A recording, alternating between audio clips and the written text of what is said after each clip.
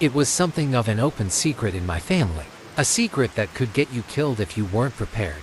In my family, there are always very specific rules about certain things. We cut our meat very small.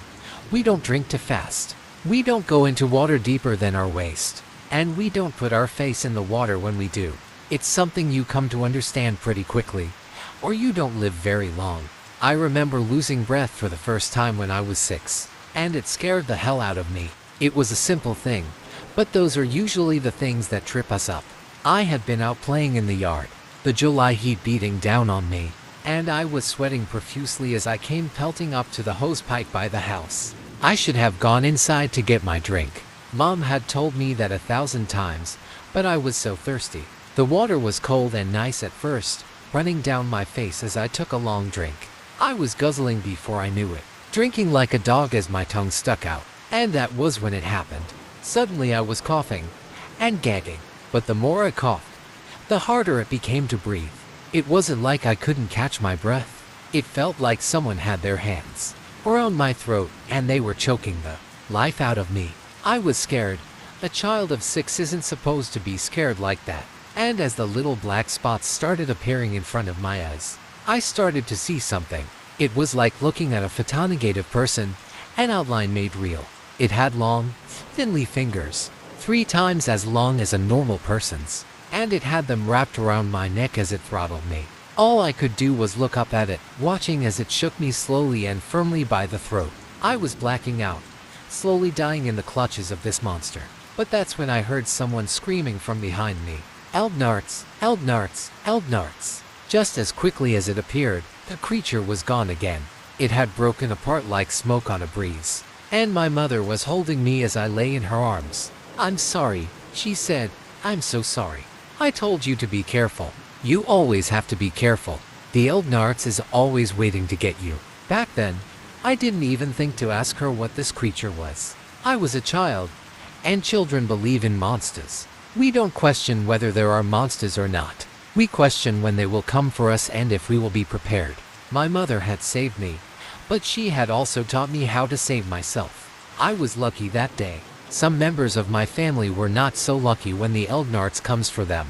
Despite the curse that follows us, I had a few siblings. 2 brothers and 2 sisters, neither of whom made it to adulthood.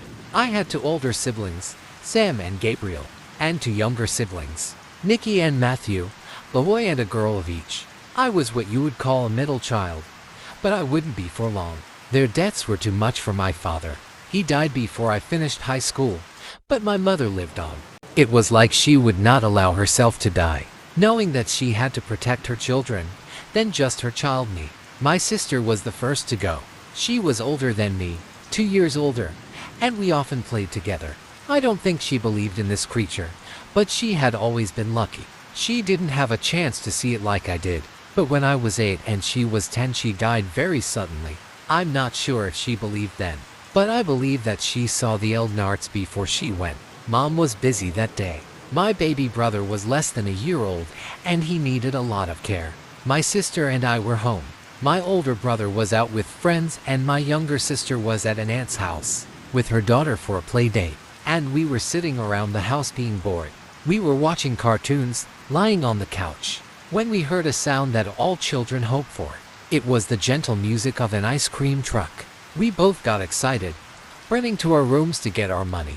And we were out the door before our mother could even think to stop us. She was in the back, trying to get Matthew to sleep. And when the truck pulled up to the curb, we made our orders. Gabby got a bomb pop and I got a Choco Crunch. I was eating slowly, taking my time as mother had taught us. But Gabby was excited. She had wanted a bomb pop all summer, but the ice cream truck didn't come down here very often. She was practically dancing on the sidewalk, dropping the wrapper beside the curb as the truck drove slowly up the road and away from us. She took a big bite, getting almost the entire tip of the bomb pop in one giant chomp, and I saw as her throat worked in an attempt to get it all down. She wheezed, her cutting off as the ice cream bulged her throat. I got scared, watching her hands scrabble at his throat as she tried to breathe. And as her eyes got wide, I saw something in them that made me remember that day 2 years before. She was seeing it. The Elgnarts. and it was proving itself much more lively than she had believed it could be.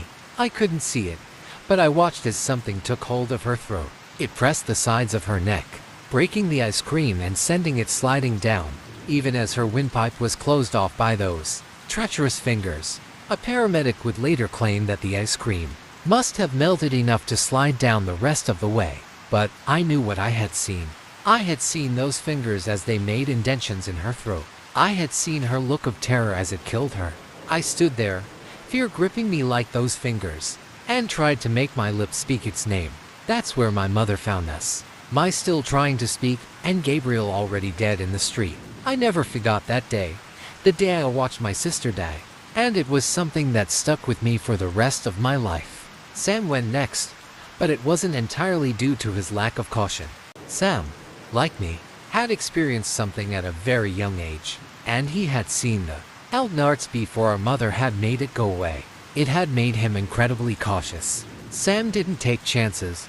He cut his meat fine enough to eat without teeth. He drank most liquids with a straw, and he never took a bite big enough to choke him. He took showers. He didn't go into water that went over his knee, and he didn't put his face into any water. Now, what killed Sam was his work ethic. He was 4 years older than me, and when I was 12 he got a job. He worked nights, wanting to buy a car, and he worked almost every day after school. He was coming home on his bike one night, going over the bridge that would take him into the residential area where we lived, when a drunk driver came over the bridge and hit him. He fell off his bike, flying over the side of the bridge and into the water. The water there wasn't deep. It was barely 4 feet. But when they pulled him out of the water, the coroner was puzzled. I know he must have drowned, but it almost appears that he was strangled. He had shown Mother the bruises, and though she said that sounded dreadful, I could see in her eyes that she knew. I was 12 when she took me aside and told me that I was the oldest now. Your younger siblings need you now more than ever. Never forget that it is up to you to keep an eye on them, to keep them safe from the Elgnarts before he strikes again. That's just a story, I blurted before I could think better of it. My mother shook her head at me. If you believe that, then I'll be having this discussion with your younger sister soon. You know better. You watched it kill Gabby and you saw it when it tried to kill you. Believe in this, and be cautious in everything you do. But why? I asked. Why does it follow us? It has always followed the members of my side of the family. It's what killed your grandfather, 2 of your aunts, and both of your uncles. It nearly killed your Aunt Stacy, but I stopped it. It has followed us since the old country, ever since your great-great-great-grandfather did something unforgivable. We were sitting in the living room after Sam's funeral, still dressed in our Sunday best, and it occurred to me that this was the same room Gabby and I were sitting in when we heard the ice cream truck. That seemed like a million years ago, not just for, and I felt an odd sense of vertigo as I thought about it. Your thrice great-grandfather was a lumberman in Russia. He was respected. He was a pillar of the community, but the one thing he wanted was beyond his reach. He desired a woman who would not have him. He became desperate. So, he went to speak with a brio, a witch, that lived on the outskirts of the village. He told the witch what he wanted, and she told him the price would be steep. He was a man of means, and he paid what she asked. She gave him potions and charms and spoke the words of mysticism, but none of it worked. The woman spurned his advances, and when he told the witch, she shook her head and said, "Then it is not meant to be. If your stars cannot be entangled, then they cannot. There is nothing to be done about it." He became irate, telling her that she would give him his money back if she couldn't get him what he wanted.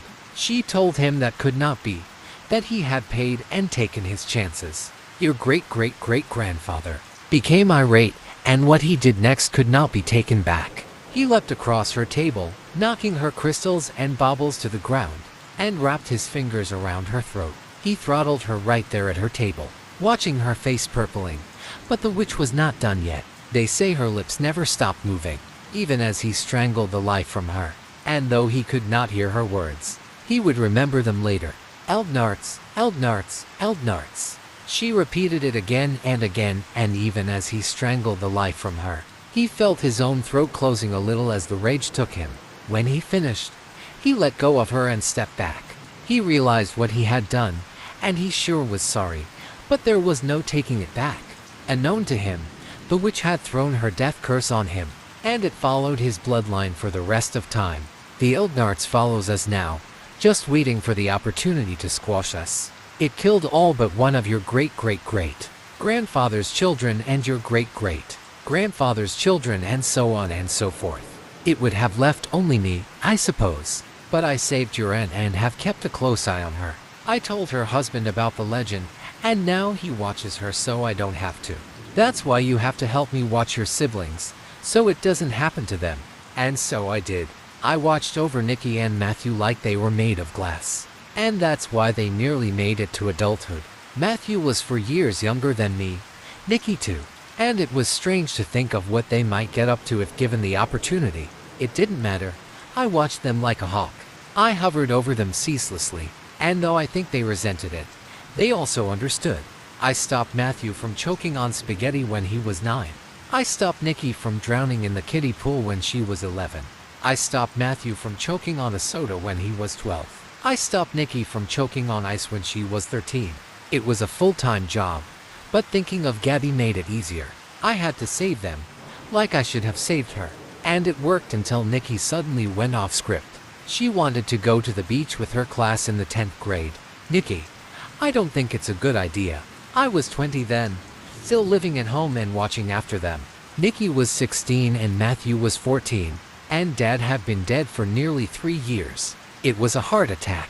There had been a close call with Nikki.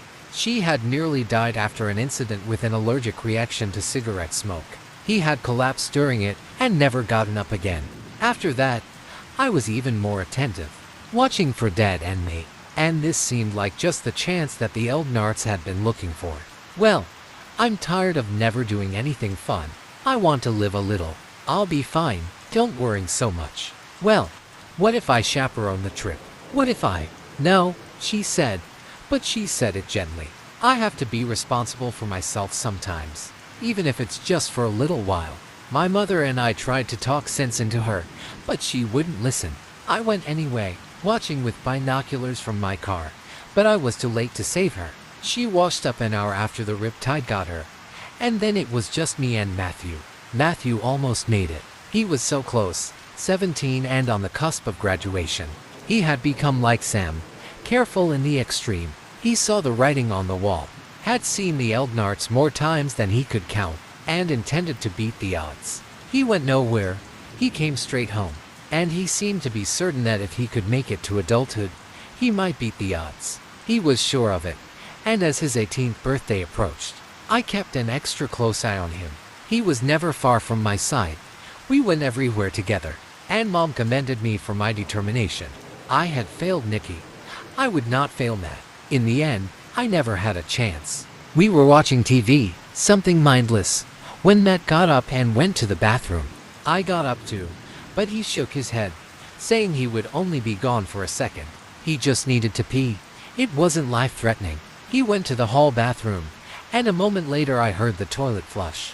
I heard the water come on, I heard it go off, and then I heard a thump that had me running right away. He was sprawled on the ground, clutching his throat and gasping for air.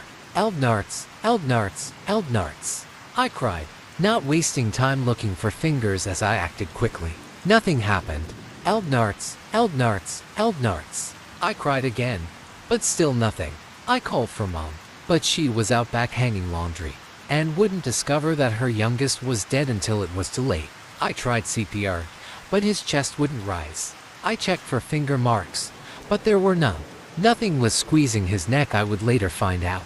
What had happened was just bad luck.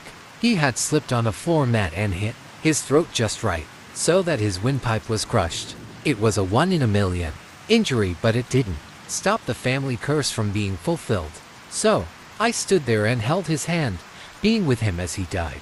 He was scared.